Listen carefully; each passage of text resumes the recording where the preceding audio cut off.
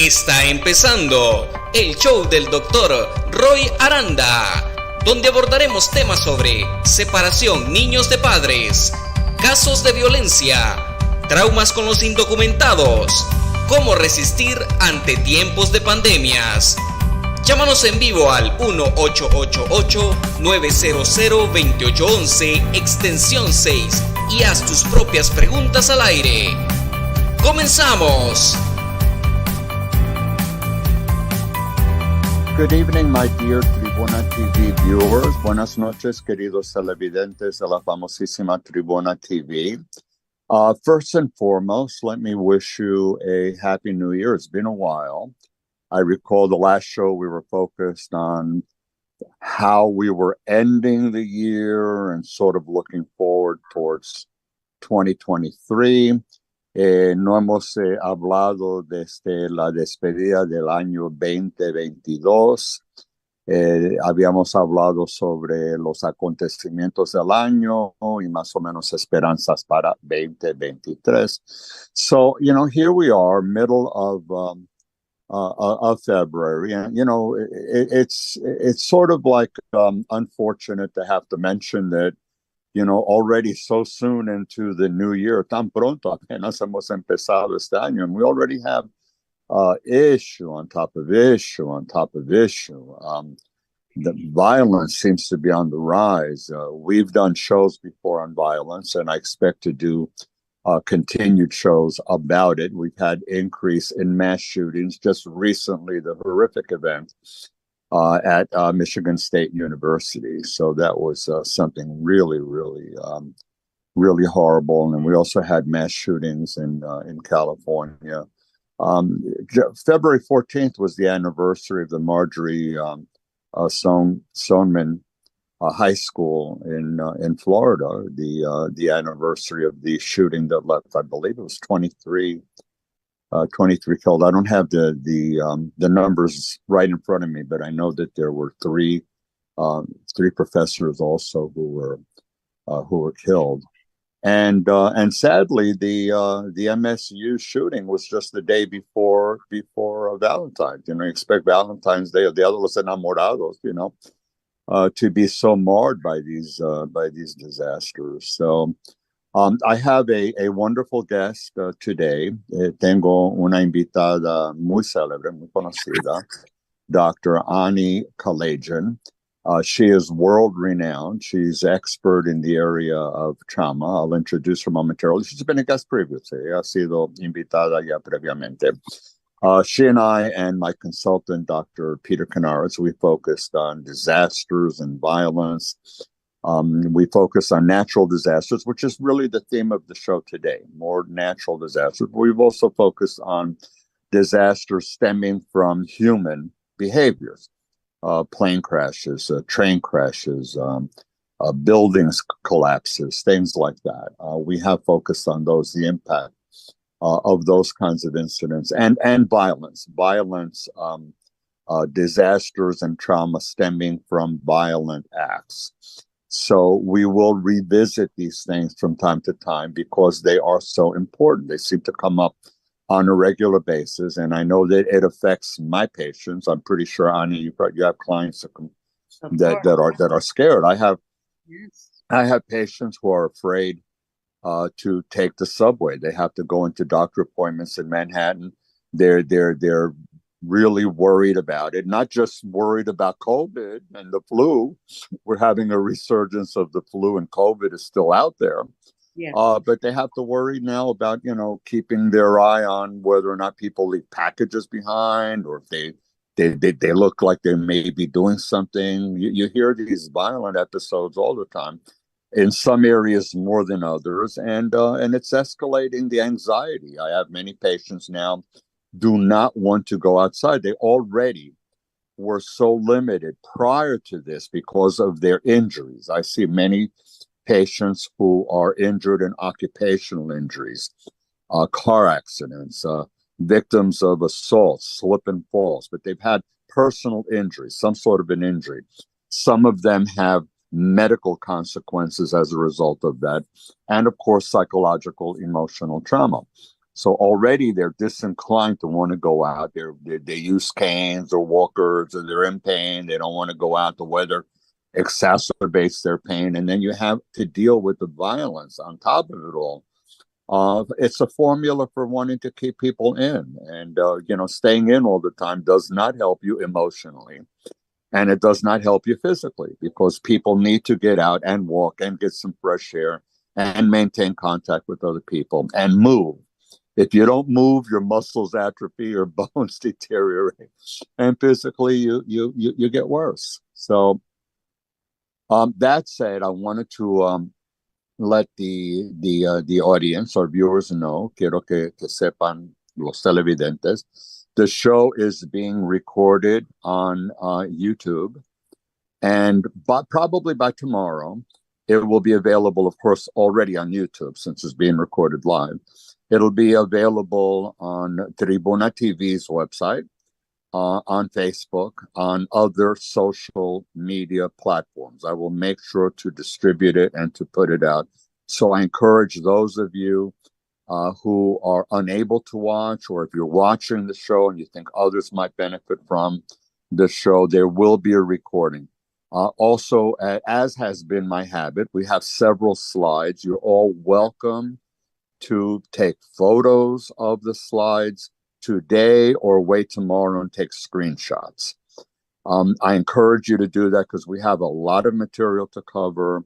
I don't expect people to memorize everything. I really hope that we have my goal has always been to provide a solid enough foundation that you, the viewers, feel comfortable, that you know more or less what's out there, what the problems are, what some of the statistics are, what the issues are, and more importantly, what it is that you can do to better yourselves, to have a better life, better quality of life, to know how to cope and how to deal with it and how to function and go forward. I always want you to have your eyes looking forward. You can look back to learn, but you have to look forward in order to live your life. I don't want you to live your lives in the past or anything like that.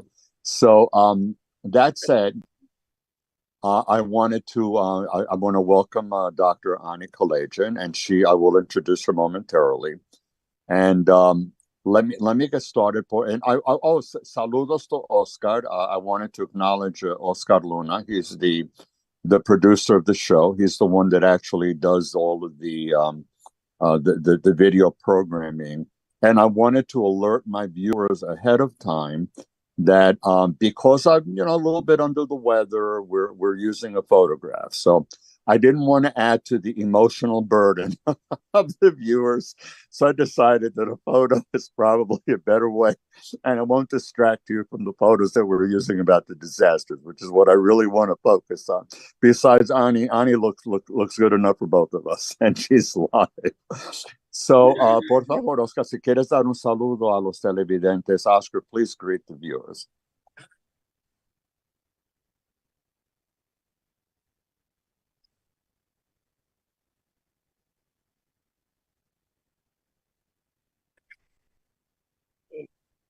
Don't lose sight of Valentine's Day, the time of love, and I agree. I mean, we need to focus more on love and outreach and kindness and human compassion. So basically, I do like my appearance. So let's get started. Por favor, Oscar, el primer slide, the first slide, and then we'll formally get into introducing Ani.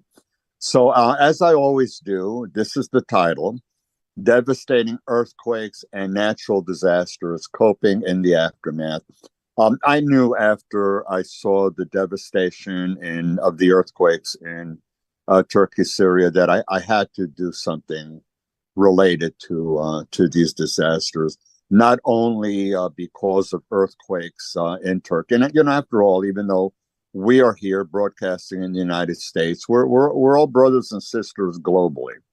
And these are the kinds of things that help to unite us. These are the moments of crisis that we can grow stronger, develop relationships, and across borders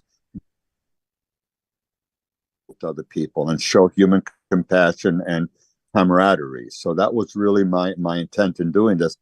But the United States is no stranger to disasters. We've had significant flooding in California and fires and landslides stemming from the floodings, and we've also had devastating blizzards with loss of lives, very inclement weather. So certainly no shortages here, tornadoes and hurricanes, not the least of which have been very devastating here as well. So devastating earthquakes and natural disasters, coping in the aftermath. Again, my guest, Dr. Ani Kalajian, my consultant as usual, Peter Canaris. You've seen him many times. He's been a guest on the show frequently and a consultant as well. So shout out to Peter.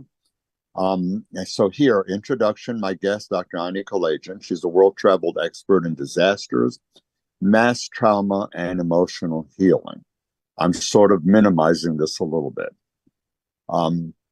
With the assistance of several informative and educational slides, we have a few, maybe 7 or so.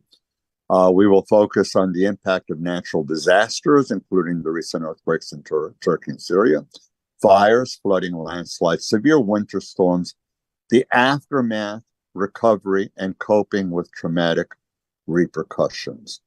The area of psychology that specializes in doing this type of work is known as disaster psychology. It's a specialized area of psychology that provides services to individuals, communities, and nations exposed to disaster to reduce initial distress, foster short and long-term adaptive functioning following a disaster. I'm dedicating the show to all affected by these devastating disasters, and in particular, my heart goes out to all the victims, all who are suffering from the devastation of the Turkey-Syria disasters. I wanted to acknowledge and recognize a few other people as well. New York State Psychological Association. We have a disaster resource network, and I wanted to acknowledge Dr. Jess Diller-Kovler. She is a member of DRN, and she also has been a guest of mine, and we have focused on disasters with her as a guest in the past. Dr. Ani Kalajian, she is a member of the DRN, and Dr. Evelyn Rappaport also is a member of DRN, and she also is very involved in a trauma special interest group in New York State Psychological Association. She's been a very close colleague and friend of mine for many years, and I wanted to give her a shout out as well. So, puede sacar el slide, por favor, número 2, number 2. So,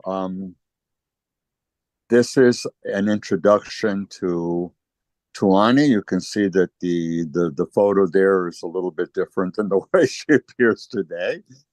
So there's a lot here. And this is abbreviated, believe it or not, this is abbreviated. Ani probably has, 40 or 50 page full curriculum vitae. So this is a bit abbreviated. So again, I encourage viewers, feel free to take a photo if you want to know a little bit more about her background. Later on in the show, when I get into resources, I will provide links to her website, contact information for you, and some things that she has on her website that are very useful, very informative, wonderful kinds of tools that she provides free to the viewers. So, Ani, welcome. Why don't you introduce yourself a little bit further than what I did, and then we can get started into the slides. Thank you so much, Roy, and thank you, Oscar. Gracias.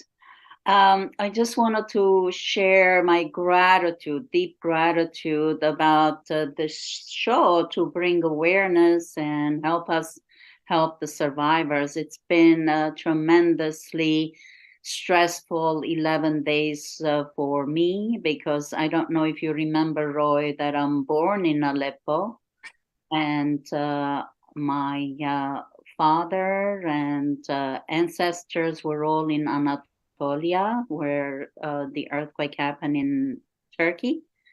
And I have many relatives in both areas and close friends and associates.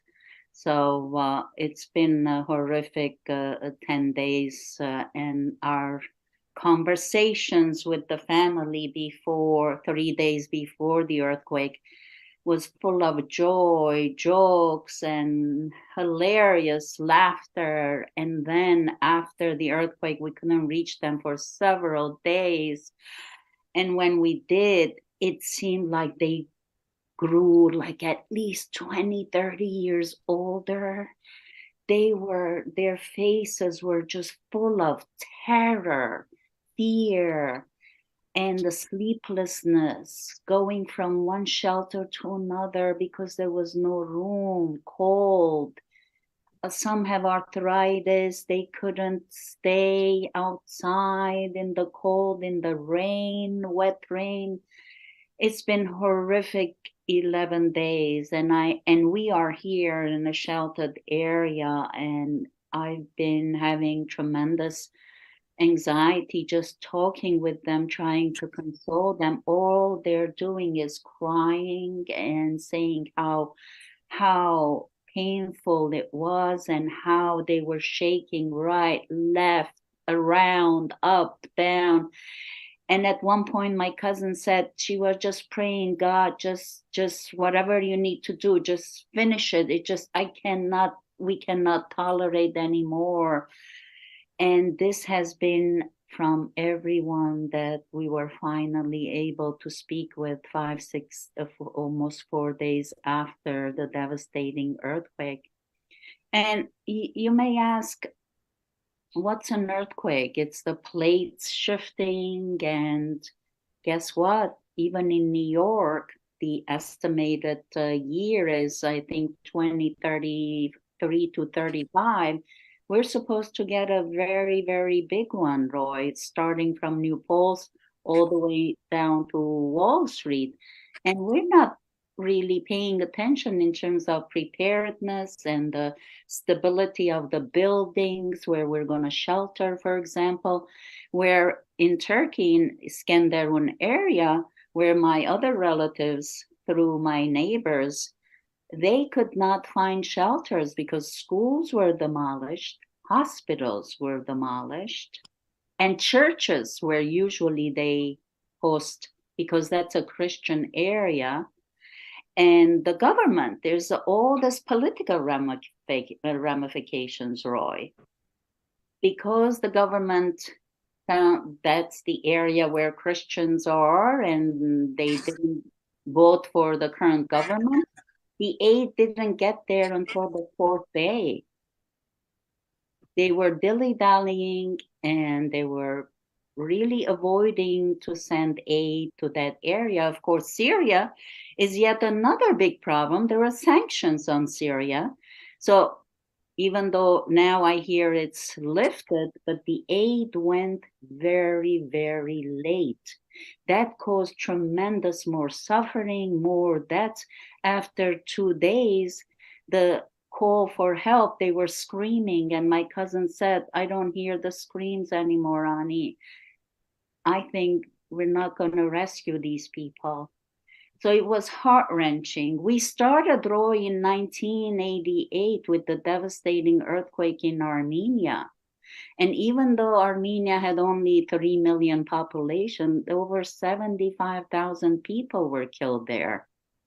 The same consequence. Gorbachev, president, was here in New York.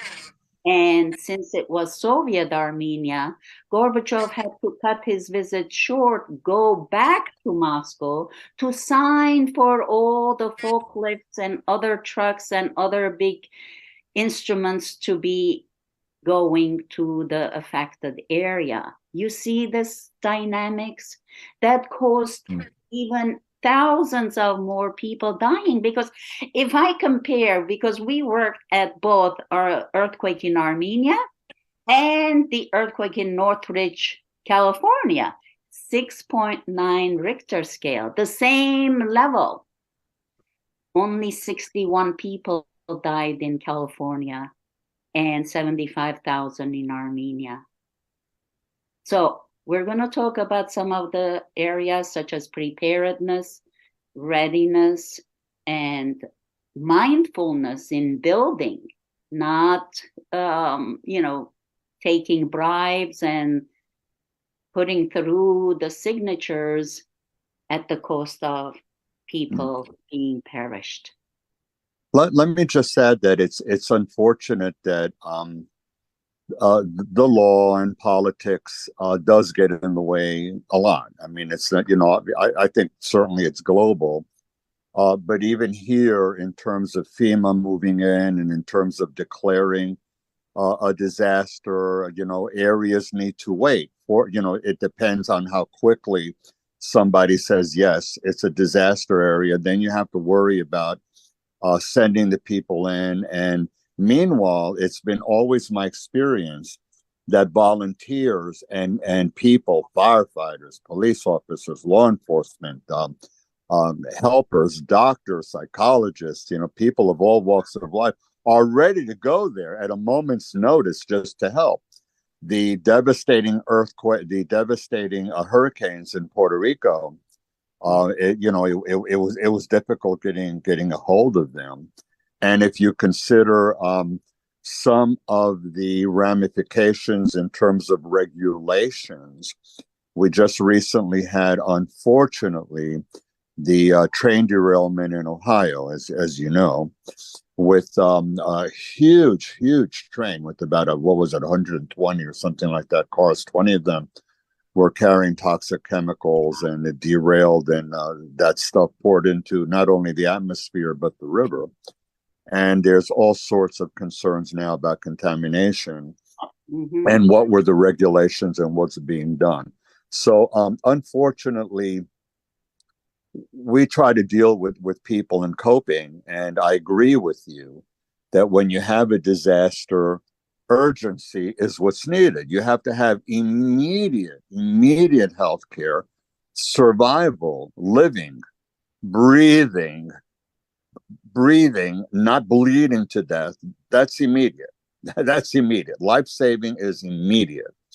And then after that, you're dealing with emotional first aid to cope with the emotional trauma. And then after that, you start looking at, mobilizing resources and trying to relocate people and things like that. What you say is certainly important. And I think that part of a disaster preparedness, obviously, you don't know that an earthquake is going to come. Right. There are some things that you can prepare for. Hurricane. Tornado, you probably have some advance warning, some idea that tornadoes are forming and are in the way. Fires, if you're in the line of fire or not. So that, there's some things that are more predictable than others and allow you to develop some preparedness. But the word preparedness is something that anybody can have. Anybody can have, like, an evacuation plan, a plan of what to do if you have a family member who has diabetes or has mobility issues, to transport them, or medication issues. What happens to the medication? Where are the hospitals? Where are the shelters? These are all things that can be known ahead of time. What happens if you're separated from a child or from a family member? That all goes into preparedness, so that even if you're taken by surprise at the last minute, you still are able to mobilize some of your resources and you have some idea of what to do. Right. So I wanted to get started with some of the pictures and photos to give you an idea. I don't want to belabor it too much. I just took a couple of photos. Por favor, Oscar, slide número 3. So what you see at the top, this is the 2 photos from the earthquake. At the time that I posted this, more than 41,000 people had perished. The earthquake was a 7.8 magnitude earthquake. It wasn't the only one. There were after effects. Right. Rocked southern Turkey and northwest Syria, February 6th. About 4.6 million children were living in quake-affected areas in Turkey, another 2.5 million in areas affected in Syria. So the top left is a photo of the devastation. You know, you can see, I didn't want to put photo after photo after photo. It's gruesome. I just wanted you to at least to witness the magnitude. And here's a child in a tent. Ani, I'm not sure if that 41,000, I'm going to suspect it's probably increased since I put it up. And I also wanted to bring to the attention of the viewers that not only are we in a recovery phase, I was very surprised to see that they were still able to pull out living people and doing rescue. I was really surprised. But we're primarily looking at the recovery now. And I'm you know, I've no doubt that there's going to be, unfortunately, a greater recovery. You know, people being pulled out from the rubble. But not only that, but the viewers need to know that the after effects, lack of medication, lack of water, lack of food, access, blocked access. So you can't get to people who are injured and hurt, don't have the medication, have needs, need water, are exposed to toxic chemicals. That is unfortunately going to lead to increased losses. It's unfortunate. So regrettably, that number unfortunately is going to increase. Por favor, Oscar, el slide, si lo sacaste. You know, the writing is very small, it's not very right. Oh, no, ponlo otra vez. Yeah. So, the bottom half, ya lo tienes, the bottom half is is a picture of a photo of one of the flooding in California. At the time that I put this up, we had at least 17 people had perished. That statistic may need to be upgraded. And it led to evacuation orders for tens of thousands of people and left more than 150,000 customers without power. I wanted you to see the efforts, you know, people doing rescue work, a combination of rescue workers and, you know, people who just live there and they're out there, neighbors helping their neighbors. Puedes sacar a slide, por favor, Oscar, pon el número 4. We're gonna continue. Two more pictures. Here, the top photo is one. ¿Está puesto? Okay. Top photo is of a fire, and I wanted to give you some background into the fires. Fire department. This is amazing. This is amazing data. Response to a fire every 23 seconds. One home structure fire was reported every 93 seconds. One fire-related injury every 47 minutes.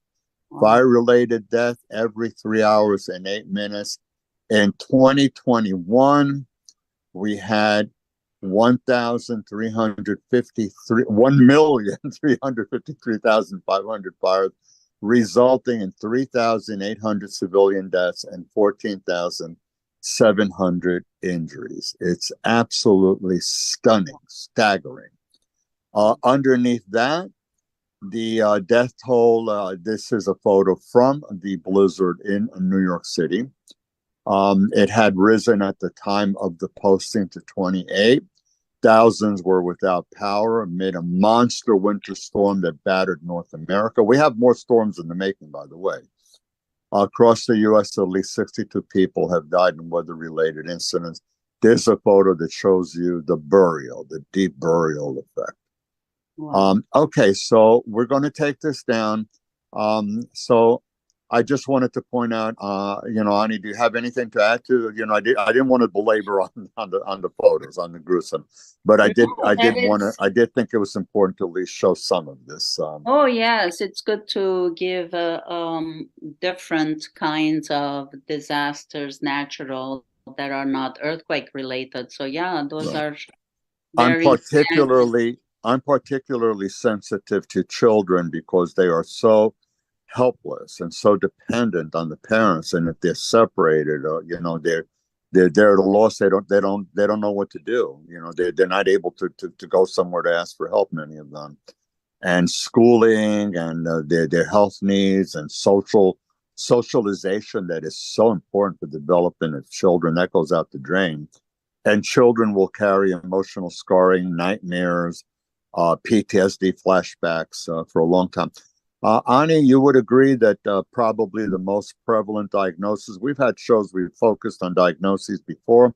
Would you agree that the most prevalent, dominant diagnosis for these kinds of disasters is post-traumatic stress disorder? Exactly. Post-traumatic stress disorder, generalized anxiety disorder is second, and depression. Of course, with that, we also see addiction increase in addiction, and then domestic abuse or just interpersonal abuse. Okay, we also see cognitive changes because people are breathing toxic chemicals, or they've been under the rubble of things have fallen on their heads, or in any way they have fallen, collapsed. Yes. You're going to experience what's called traumatic brain injury, and that affects cognition. So I think that covers it fairly well. We're going to look at slide 5. And Ani, you're the boss of that of that portion of the I can't presentation. even read this. This is very tiny. It appears very tiny for me, but I know That's why I encourage people to take photos and screenshots so you right. can you can blow it up.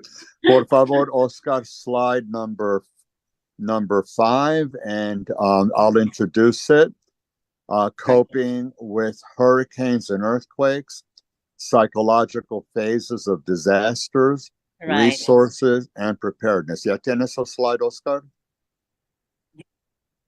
Okay, so Ani, why don't you mention this? Yes, There's 5 psychological phases. Why don't yes. you talk about it? Yes, Roy, it's very interesting. We talk about different nations, different cultures, different countries, but when it comes to disasters, our reaction are very universal. These are compilation of our experiences volunteering in over 50 countries in 10 different religious backgrounds and different languages, different cultures, different countries, different states in America, but the reactions very similar. The first one is shock and disbelief. I mean, from Lebanon to Burundi to Argentina, they were saying, we wanted someone to come and pinch us and to wake us up from this nightmare. They thought it was a nightmare, that they couldn't wake up, they couldn't just change the situation, which followed with the severe levels of feelings, emotions. There's a slight time of denial in some people. Oh no, this is not happening, and tomorrow everything is going to be okay. But that doesn't last too long when the emotions start outpouring with crying, anger, sadness, frustrations, disappointments. And before the 1988 earthquake in Armenia, none of the literature really talked about anger. But after the 88 earthquake, because it was Soviet Armenia, and because it took so long for Gorbachev to sign and for the aid to go to Armenia, actually the rescue to go to Armenia, there was a lot of built up anger. And the same happened here with Hurricane Andrew and Katrina, tremendous anger towards the government and FEMA. And the same we are seeing now with Turkey and Syria. In Turkey, the aid didn't go to the impacted areas immediately. They waited several days. It wasn't called the national crisis or disasters where the army would come right away to help with the rescue. So everything was delayed, and there was a tremendous levels of anger.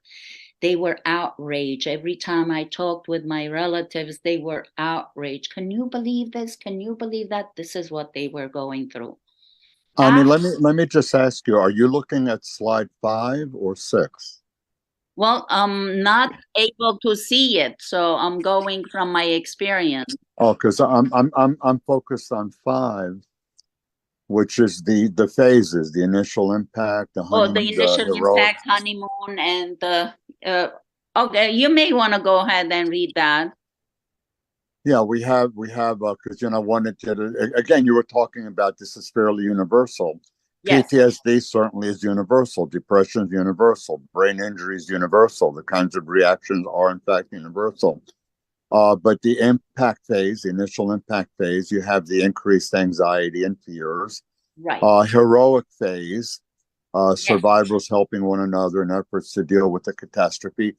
You saw this in the picture of the flooding, where yes, people were helping victims that were stranded. That was part of the heroic phase. exactly. Honeymoon phase, joy at having survived, feeling important, special, receiving aid. So you're sort of feeling good about it. Like Yes, things are going better. Disillusionment is when frustration creeps in, resentment at officials that you were talking about, yes, agencies for failing to aid in a timely or in systematic fashion.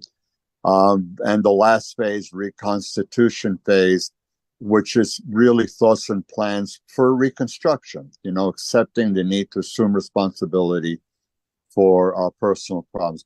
Puedes sacar ese slide and so pon el número 6, that okay? reconstruction, though, Roy, it takes such a long time depending on which country.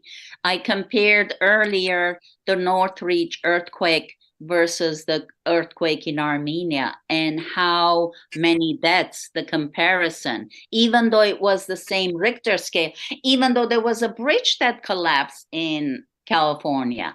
But within 6 months, Roy, everything was back to better than normal. While Yeah. in Armenia, they struggled at least 10 years after that. You So, were you were talking about preparedness and how important that is, and I just want to. And you're taking like here in New York, for instance. We have earthquakes. We also surprisingly in New York have had every now and then, surprisingly a tornado. We've had bad weather, and somebody says a tornado touched in front of this building, and people are saying, "What?" They're shocked. What do you mean a tornado? It's not like we're prepared for it in terms of the infrastructure you're talking about. But let me also add that several of my patients come from the Dominican Republic, La República Dominicana, right. and three separate patients who have been in the area of Santiago, Oh, yes. Dominican Republic, Yes. have told me while they were there, and one is two are currently there. Two are actually physically present right now, and the third one is on his way back there. Told me that in the area of Santiago, they were experiencing tremors from, in Spanish, La Fosa de Milwaukee. This is like a fault, and it's called the Milwaukee Deep. It's a deep, deep trench in the ocean that spans, across Puerto Rico towards the Dominican Republic, and it's a fault. It's a fault line, and you're getting these tremors, and they were telling me that they were getting 3 on the Richter scale, occasionally a 4, and it got as high as 5. So if you're getting as high as 5, that's when I'm moving away. Okay, that's when there's too much movement for me, and I'm moving away. But I wanted to bring that up also. I asked Oscar to put slide 6, the Oh, yeah. stages of emotional Right. response. I'll So, just go through them quickly, take right. it down, and then you can talk from your own experience, okay? Yes. So the stages of emotional, ¿ya lo tienes, Oscar? The shock. We have, shock and disbelief. Again, this is pretty universal. This is what you were Yes. saying. Yes. Shock and disbelief, stage one, emotionally numb, denial. I don't believe it happened. Strong emotional responses, second stage. They're emotionally aware of it, overwhelmed, unable to cope with it. They may be overreacting and being overly angry or wanting to take matters into their own hand, or they may just like shy away and I'm staying in bed, I'm not going anywhere. So you can see a wide range of emotional responses. Common reactions in children, I'm going to leave that to you to mention. Right. But very briefly, separation anxiety, sleep disorders, behavioral changes, medical, physical kinds of complaints, withdrawal, and so forth. I'm going to leave that to you to talk about. Right. Adolescence, we have similar kinds of things: anger, withdrawal, aggression, regression, problems with sleep, nightmares, daydreaming, difficulty concentrating, irritability. And with both children and adolescents, you see changes in school. Right. Changes in schoolwork, changes in their social level of activities. With adults, uncertainty and fear. I'm going to add that probably guilt is in there. Is there something I could have done? I didn't do well enough. I should have predicted this. Why didn't I react more quickly? Tense, edgy, jumpy, changes of appetite, sleep disturbance, avoidance, withdrawal, problems with focusing, concentrating, sort of being unable to make decisions, like you're stuck. I don't know what to do. I don't know what to do. Increased irritability. And what you were saying, increased domestic violence, and also proneness to self-medication. And by this, I include prescription drugs, over-the-counter medications, alcohol, and illegal substances. They're all part of this mix, and many of them can be mixed up, with Molotov cocktails that are certainly things that you don't want. Acceptance is the third stage in an emotional response, sort of getting accustomed to it. This is probably not too inconsistent with Kubler-Ross's symptoms, very similar. Yes, coping and grieving, accepting it. And the last stage is really recovery, which I think is probably the longest stage, because this is something that can last for years and years and years. Turkey's not going to get over this for 10 years. So this recovery stage, where have people, where are they going? This is where it's ideal to focus on what the pre-disaster level of functioning was, how they adjusted, and going forward,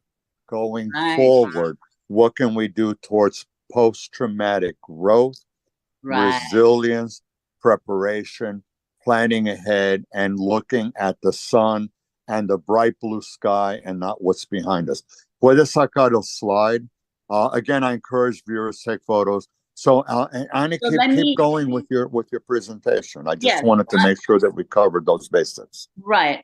I wanted to make sure that, especially with children, proper attention is given. It's very challenging to give recommendation for Syria, where I know there aren't as many psychologists. In Turkey, at least there are psychologists, and I was there with the last earthquake in 1999.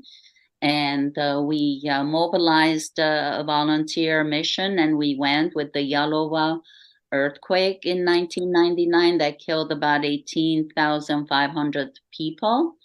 And we thought that was a very long earthquake because it was 40 kilometers, but this one is 106 kilometers, very long earthquake. And because it happened at night, people were in their deep sleep. They were shooken up, like tortured almost in the middle while they were not conscious. And everyone was out with their pajamas in the cold and the rain. It made everything intensified. And because of the political situation in some countries, like in Syria, parts of Syria, they didn't know if it was ISIS, if it was a war, if it was Turkey, because Turkey has been attacking Syria all along. We don't hear it here in the news. So there was the socio-political and geopolitical tension. And there has been some research in the past, Roy, and we need perhaps to look into this a little further, that wherever there are social and interpersonal conflicts and wars, then the environment and Mother Earth and the plates, it seems like to shift in some way. So if you have read it, the description, you may wonder, knowing the political climate there, where Turkey keeps on attacking and warning parts of Syria, taking advantage, and sanctions against Syria. The CIA had an experiment there that failed and was the most expensive experiment. CIA is confessing it. It's in print now. The Arabian plates moving northward and grinding against Anatolian Turkish plates.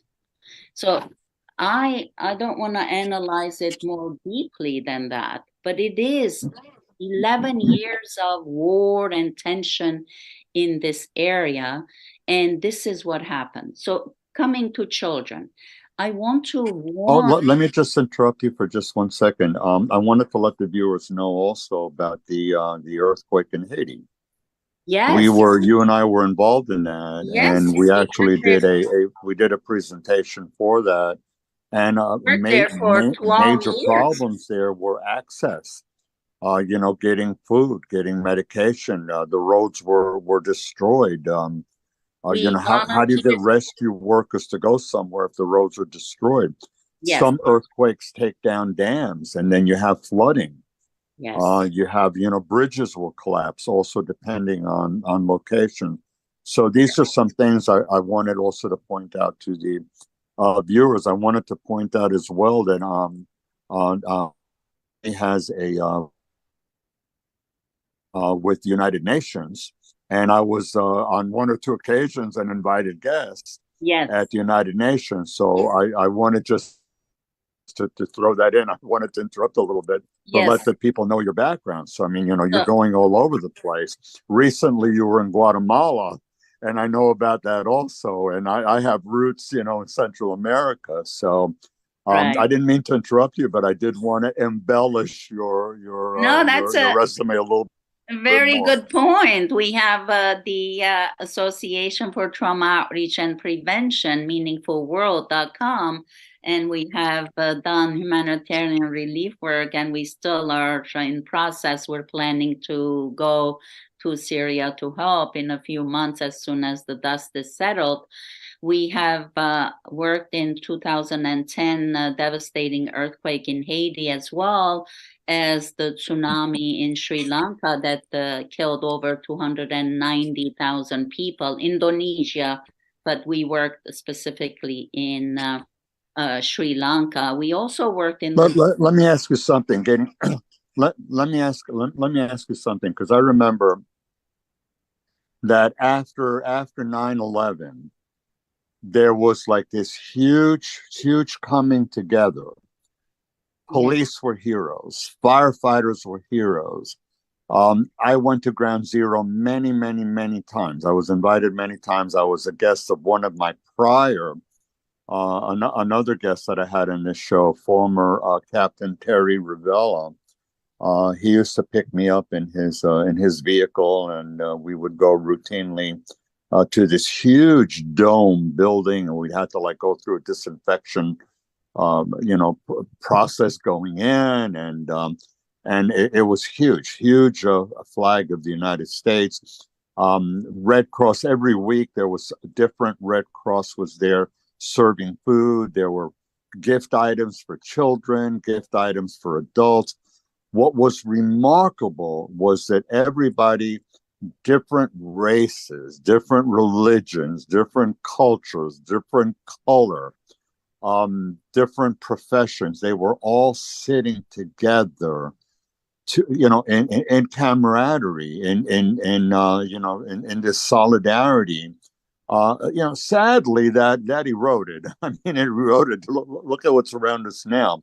But what I'm wondering, since you pointed out this thing about, disaster in Turkey, Syria, is there a greater outreach or greater sense of humanitarian wanting to help your brother and sister despite these differences because we are still Yes. all human? Yes, and that is something very big because Turkey had blockaded Armenia for years. They didn't have any diplomatic relations. They were trying to take some islands from Greece. They were attacking Syria. And now, just 4 days ago, the first rescuers were Armenian. They opened the border for the week. I don't know how long they're going to keep it open, but the Armenian rescuers with the trucks went there to help. Greek rescuers went there to help. And we're hoping that this would be a shift in more political harmony and neighborly harmony, because Armenia, Turkey, Syria, they're all neighbors. And we're hoping this was sustained. But that's what I'm talking about, the honeymoon phase. People forget, they think it's the honeymoon and that they come together, they help one another. The neighbors in New York, they got to know their names before they didn't know who's next door. And then after 6 months, when we did a 1-year follow-up, they forgot already all about that. So it's the worst that can happen that brings out the best in humanity. Yes. And we have to figure out a way of keeping that going. Sustain it. Yes, that's right. The key.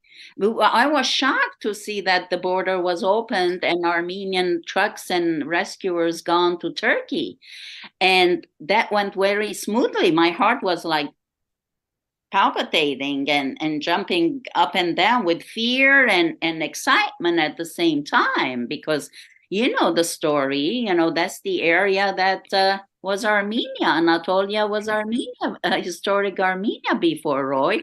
And now Kurds live there. So Turkish government doesn't like the Kurds, so they weren't very happy and very excited to go there the first day. They lingered. They were, whatever it is was happening. There was political resistance. And now finally that's melting away.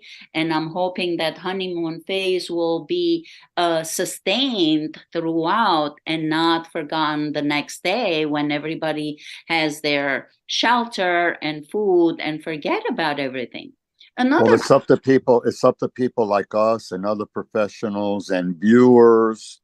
Yes. To keep this going. Yes. By talking and by modeling, by showing that you care about your neighbor when your neighbor's not well. Checking out your schools if your school's having problems. Trying to do things to curb violence. Trying to do things to curb a lot of the unnecessary things that are happening. That could be modified, because a lot of that is human behavior. We can't control environment. Well, we can to a little bit, in terms of global warming. I mean, global warming, we do have some ability to control it, but unfortunately, much of this is beyond our control. But what we can control, our behavior. How we react might be difficult because it's an emotional reaction. Exactly. But as we go through a process and we have behaviors and we think about it, cognitive, we are thinking and problem solving, that can guide our behavior. Right. So I really believe that. I want to bring the example of children, so to warn people, because in Mexico, there was an really, really devastating earthquake. So we went to help, and then we went 20 years later for follow-up. And our colleagues, they said, oh, everybody is okay. We don't have trauma, but we'd like to hear more about mindfulness and meaning making. So come and do a mission about that, trainings.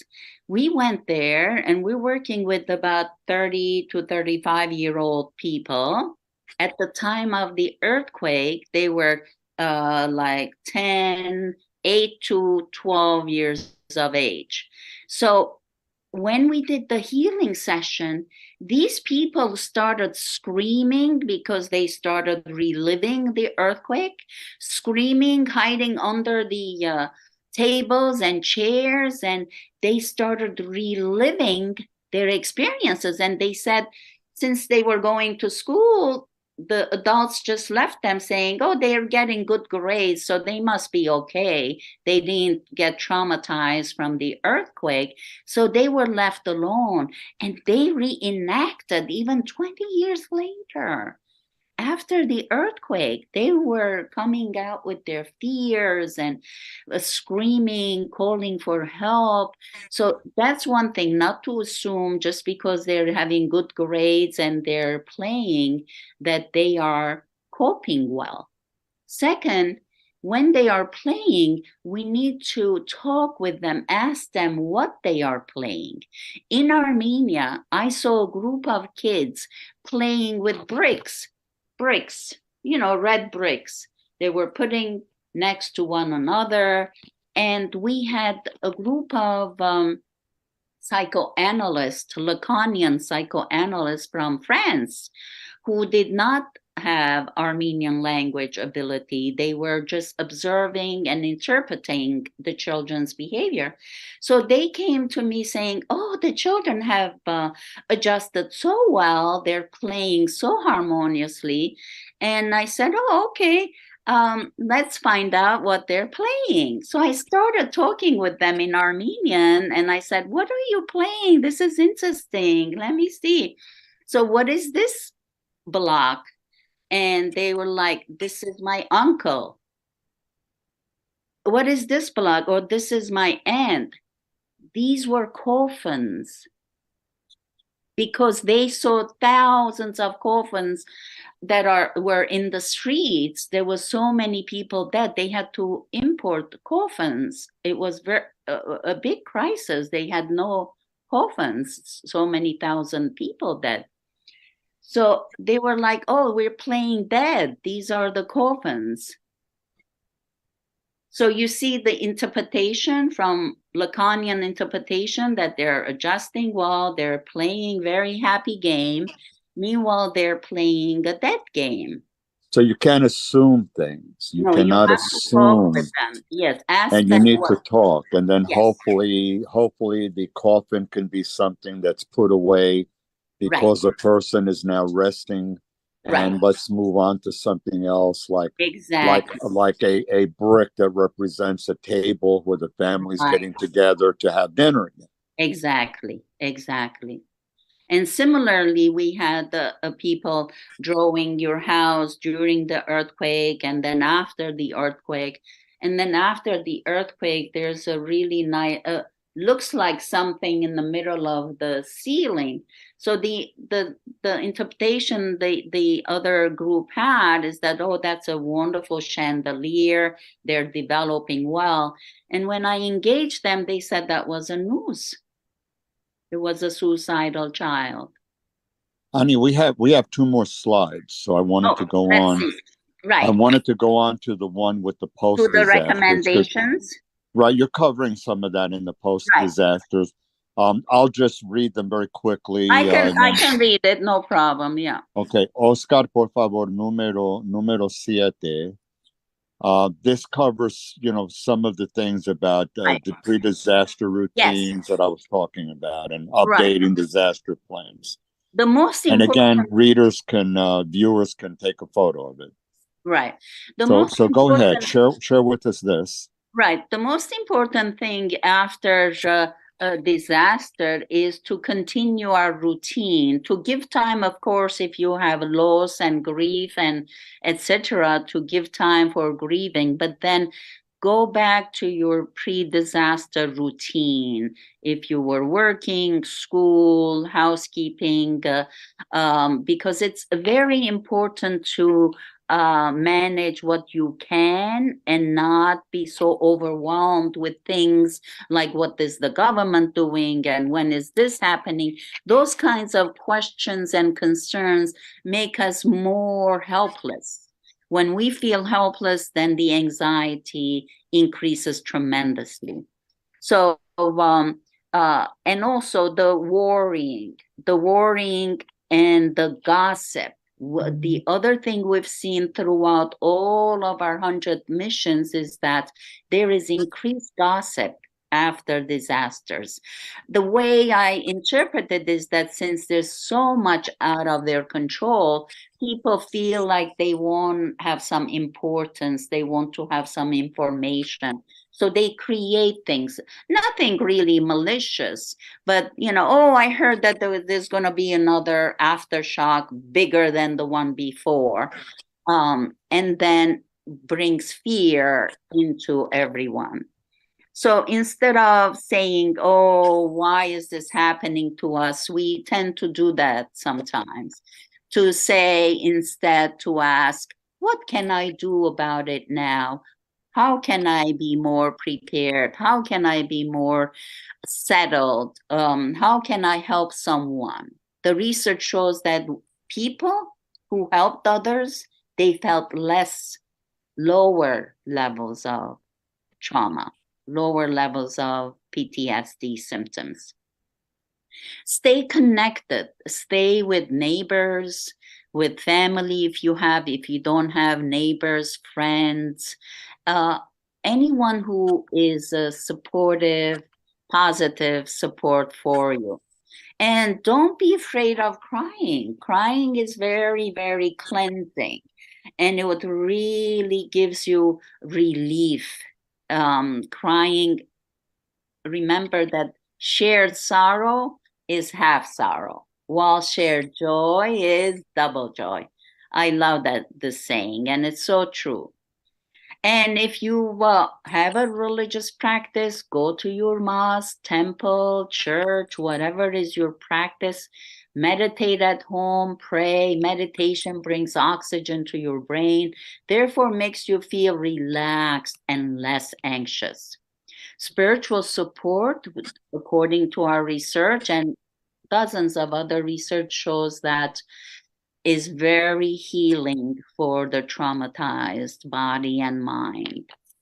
Rest and relaxation is very important. Now, exercise is very important. Roy, you mentioned the 9/11, and there was a survey. People, it happened September 11, and by January, they found out that membership in health clubs in New York City had doubled. It was interesting to note. Know your limits and make time to recharge, refresh. Cold shower is very, very healthy after this kind of a disaster because it aligns our vagus nerve. It gives a little bit like a surprise to the body, and then it aligns the vagus nerve. So it's something very healthy to do. It also works on the fear that you have and the terror, especially those who survived the earthquake. And once you feel that you have released a lot of the trauma, you feel like you no longer have those symptoms, which will be at least 2 to 3 months minimum, then you can start reflecting on lessons learned and the importance of preparedness. Preparedness in terms of having a emergency duffel bag where you have your important documents. If you're diabetic, Roy mentioned earlier, then you have some extra pills, medication, or testing, or whatever it is you need for hypertension. Eyeglasses may be shattered, so you have another pair. Water, blanket, basic things, dry food and canned food, batteries, etc., charger. You need to have some cash on hand too. Yes, You may not have access to closed. checkbooks or Yes. Or credit cards, so you need cash. Sometimes No. you're going to have Very to pull good into your wallet and have money. Yes, very good point, because some of the banks were closed, not accessible. Some of the banks were damaged. So definitely cash is very, very urgently important. And always love. Like we just had the Valentine's Day, but we don't need to wait for Valentine's Day. It's very important to show love, express love, hugging, touch. Very important. The human touch is very healing. You can do it to yourself as well as you can try to hold your children, your family, and tell them you care for them and you're there for them. You remember, when one helps another, both become stronger and feel connected. I wanted to put. I'm sorry, I didn't mean to cut you off, but we No. have the last slide, which is very important. Can we go to the last slide? Yes. Okay. Well, it's not the last slide. Second to last slide. Oscar, por favor, el número ocho. This is something that I've benefited from many times. I've seen it many times. But I wanted you to share it with the viewers because this is, this is very positive. It's very healing, very, very coping. It's stuff that's, easy to follow, good advice. It summarizes a lot of what we covered earlier. So, ¿ya lo tienes, Oscar? Okay, so you know this. So I wanted you to go over it. This is so to the viewers, there's a lot there. So again, take a photo or a screenshot, and Ani's going to cover the elements of this. Okay. Am I covering it today? Yeah, go for it. Just maybe not much more than like 5 to 10 minutes. Why don't you go ahead? Well, you're talking about acceptance, recognizing, accepting what you cannot change, mourning. Yes. You were talking, don't hold back the tears, caring, accepting and giving. So you wanted to accept the expressions of caring, care for yourself, but I would also say you need to be able to give caring. Yes. Giving yourself time, take care of yourself, time alone, time with others. If you need to distance yourself, that's fine. I have many patients, they say, I don't want to be around anybody right now, and I have a very bad day. That's okay. Don't force the issue. People need to have readiness time. Being alone time is very important too. Crying, what you said, acknowledging the pain. Crying is also very, very physiologically positive. Yes. Recognizing that you're not alone. Certainly you have many others who may be suffering similarly to you. So it's something to keep that in mind. You're not isolated. Resting, relaxing, exercise, nourishment. We've talked about that. You need to take care of yourself, move, exercise. Sticking to your schedule. If you have like some sort of a routine, try to stick to it. Obviously, this is going to depend on the context. I mean, if you have to relocate, you have to evacuate, you're dealing with a new schedule. Right. But to the extent that you can go back to a schedule or develop a new schedule, stick to it. Reaffirm your beliefs, in life, yourself, others, especially in anyone who has transitioned, who's passed away. Yeah. Keep hope and faith alive. I hope that Ani and I have conveyed the importance of hope. Small pleasures. You don't have to have big things. Somebody greeting you with a smile in the morning. My wife, Irma, a Puerto Rican background, made me a Café Bustelo this morning. I didn't have to ask for it. And she brought it over to me. And I was like, so delightful, it wasn't like a color TV. It was a Café Bustelo. But it meant a lot to me. It was a small thing. And she did it, she did it from the heart. And I really appreciated it. Whatever your rituals are, performing them. If you have some sort of a belief, keep performing. You may have other rituals, going to your garden, looking at your flowers, going for a walk, playing with your pets. Rituals doesn't have to be necessarily spiritual. It can be, but it can be other things that bring you this joy inside of you that brings you this kind of a joy.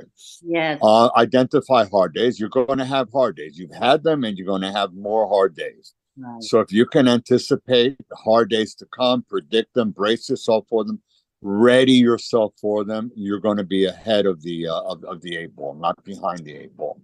We already talked about drugs, alcohol, medications. I won't belabor that.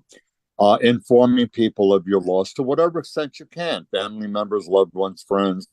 Obviously, depending on the disaster, that may not be, you may not be able to do it. It may not even be necessary, so you need to sort of be aware of that.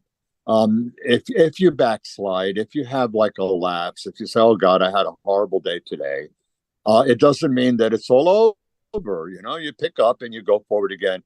I prefer that you think of it as a slip and not a backslide. You had a slip. It's normal. It's okay. Tell yourself that it's okay. Get back on the horse and keep riding. Right. Reaffirming your goals. Disasters changed a lot for you. But the disaster will not last forever. What are the things that you wanted to do? You wanted to continue with school. You wanted to continue with raising your children in certain ways. You wanted to have certain things in your life. You were hoping somewhere down the road to be able to move or to buy a house. That's not all gone down the drain. See what's there. Reaffirm your goals. You may have to make modifications and adjustments, and that's fine. That's part of the learning curve, of the growth process, part of your problem solving. What's realistic? You may have three options. Okay, there tends to be choices. What are your choices? You may have A, B, and C. You may not like any of them, but of A, B, and C, what's the best one for you right now? Being gentle with yourself. Mourning. It's going to take time. Caress yourself. Symbolically, physically, rub yourself, pat yourself on the head. Give yourself a commendation that you're doing the best you can. Celebrate the loss, and by this I mean sometimes we don't want to talk about a loss, and when you don't talk about a loss, it's as if that person or that pet didn't exist.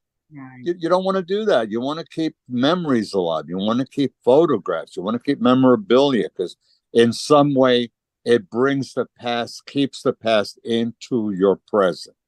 Right. So you want to reaffirm the importance of life, even if when it's gone, but you want to keep reaffirming that by your beliefs, your memories, your recollections, your dreams, your memorabilia, photos. Discover a positive meaning in your loss. What did you learn from this? What can I take away from this? What's my next thing? What I learned is that I have to do these kinds of shows, and I'm committing to do it, and I have to rely on certain kinds of guests like Ani to be involved with me, and she has never said no. So to me, this is my positive way. I have physical limitations, and I have to deal with it, and I'm not happy about it. I'm a glass half full kind of a person, and some of those drops are dripping away, but I keep focusing on what is it that's important to me. And what's important to me is being able to give whatever learning I've had, whatever empowering I've had inside of me from years, 30, 40 years, to empower viewers, to empower people who don't have that ability, who are disenfranchised, who have been cut off, who don't have the resources, who don't know, who maybe are giving up or prepared to give up.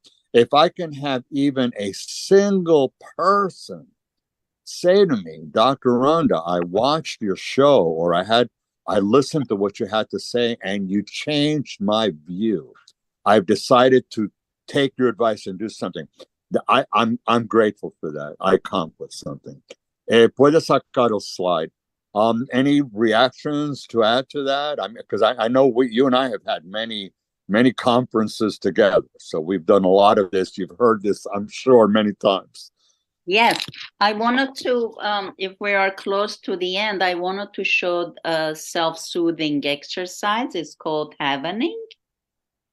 We start from the shoulders. Okay, why don't you do that? Okay.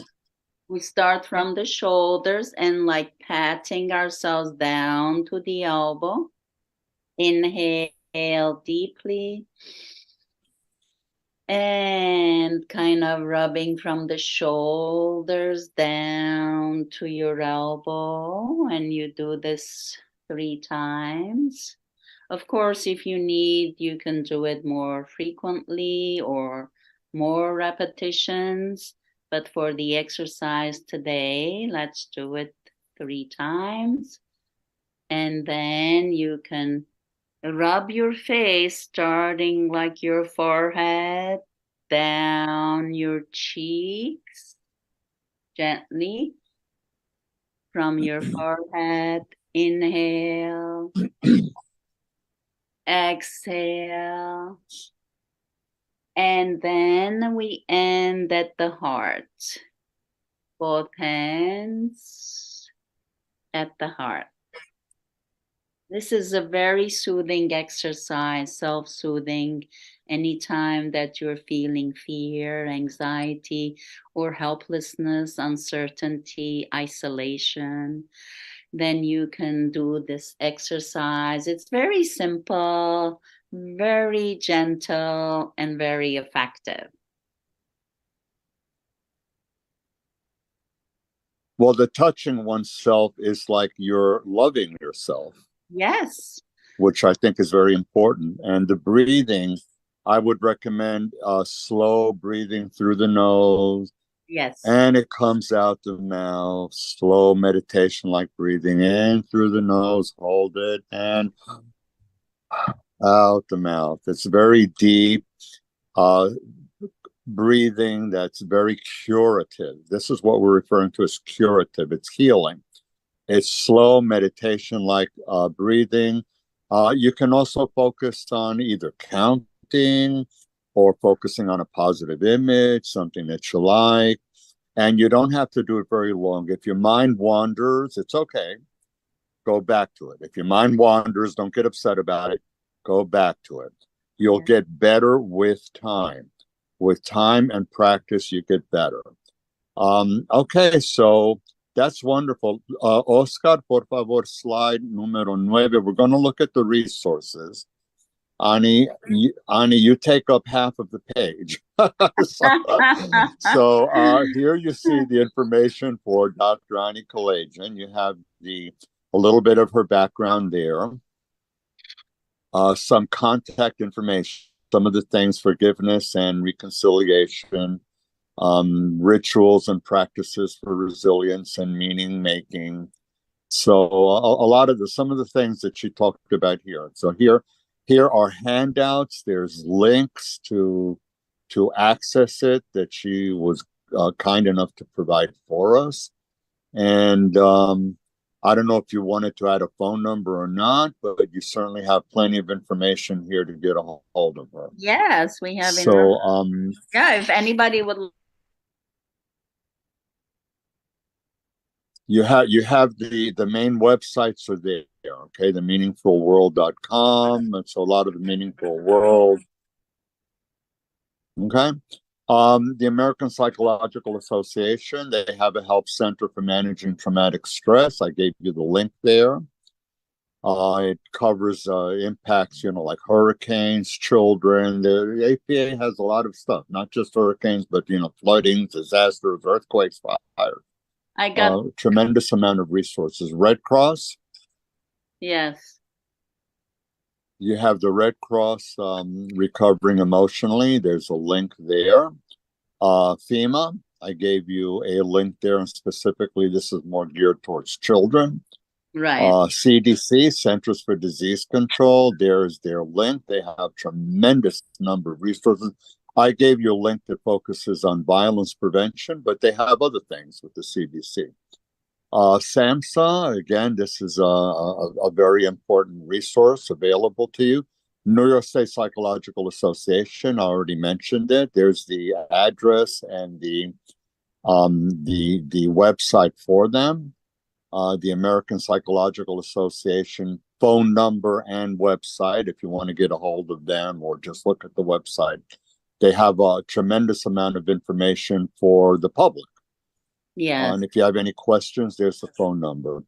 Yes, Suffolk Roy. County Psychological Association. Roy, I wanted to Yes. share that we have a workshop. Those psychologists or individuals who would like to have a little bit more in-depth workshop on Saturday, 25 February. We have a workshop from 10 a.m. to 3:30.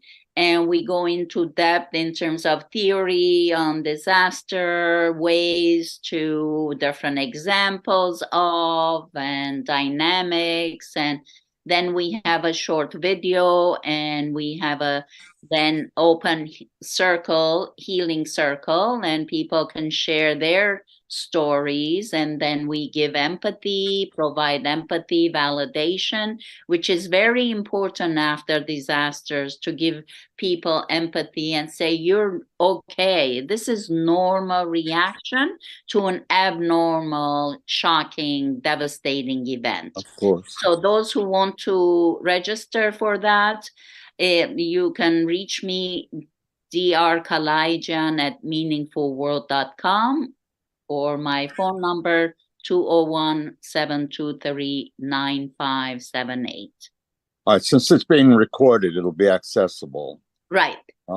Also, I pointed out the website for Suffolk County Psychological Association. I live in Suffolk County, so this is my regional association. New York State Psychological Association has many regions, and I give a shout out to Suffolk because they do a wonderful number of presentations and programs also for the public.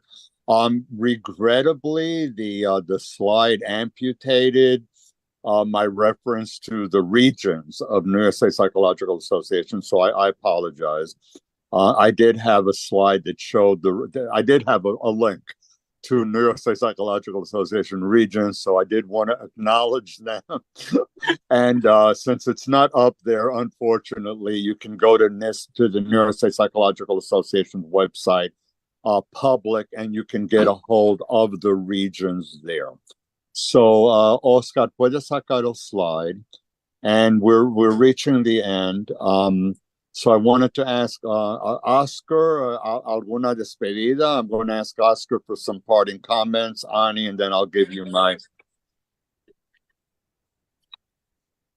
Okay, Oscar, please take care of yourselves. Yes. Dr. Ani Kalajian, any last parting thoughts before we wrap up? Well, A Meaningful World and I are here for you if you are having any kind of experiences, either vicariously listening to the news of war and disasters. Please come for free support groups every Thursday at noon. Again, you can email me or info@meaningfulworld.com to get the Zoom link. So we're here to help you. Reach out. Hi, so I wanted to thank Oscar for the production. I wanted to, thank Tribuna TV for certainly making this show possible. Yes. Peter, I wanted to thank you for being my consultant. And I wanted as well to thank you for being a delightful, wonderful, super educated and well-traveled guest. I know I'm going to count on you again in the future for further presentations. I'm probably going to call on you along with my student, master's level, Nazaline Peralta, to cover matters of domestic terrorism, including some of these shootings that we're getting. And I would like to do that very soon, very shortly. There's my because heart. that's something, violence is something that we really need to focus on again. I also want to do a show, young female teenage depression and risk of suicide is alarmingly high. And I feel compelled to do a show about that. The CDC released a report, and it's overwhelming when you consider the number of teenage girls that actually have suicidal thoughts and report feeling depressed, and the role of social media in enhancing that depression. So that's very important. I'm going to have a show on that. Other than that, viewers, I hope that you benefited from the show. As usual, there's a lot of material covered. Yeah. Please feel free to pass it on, to listen to the recording, take screenshots, share it with others. As always, I wanted to give you a solid foundation.